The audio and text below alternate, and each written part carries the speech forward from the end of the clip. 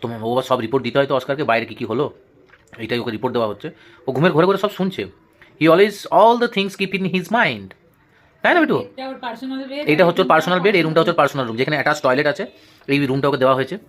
এই রুমে আমাদের পারমিশন এই রুমে আমাদের খুব একটা পারমিশন নেই যখন ও থাকে, তাই তো?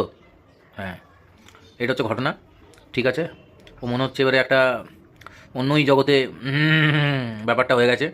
ও এই মাসাজের পর এই মায়ের হাতে মনে কিছুটা গন্ধ পেলাম, মামামের হাতে মনে কিছুটা গন্ধ পেলাম। কী গন্ধ পেয়েছে বিটু? ব্যাস, ও ঠিক আছে, সব গন্ধ মেকআপ হয়ে যাবে, কোনো ব্যাপার না। মামা অনেক আদর করে দিয়েছে আমাকে, আমার টেনশন নেই। মাম্মাম ন্যাওটা তৈরি হয়েছে একটা, এই দেখো পুরো মাম্মাম ন্যাওটা। অনেকেই বলে নাকি, অনেকের মুখেই শুনেছি, ইভেন আমার কিছু বন্ধু আছে, অস্কারের মুখের এই ফেসিয়াল এক্সপ্রেশনটা দেখে নাকি তাদের ভয় লাগে, ওর মুখটা নিয়ে খুবই ভয়ানক। কিন্তু আমি যখন এটা অস্কারের মাকে জিজ্ঞাসা করি, অস্কারের মা বলে যে হচ্ছে আমাকে একটা পুতুল, ওর মুখটা কৃষ্ণ ডলের মতো। সো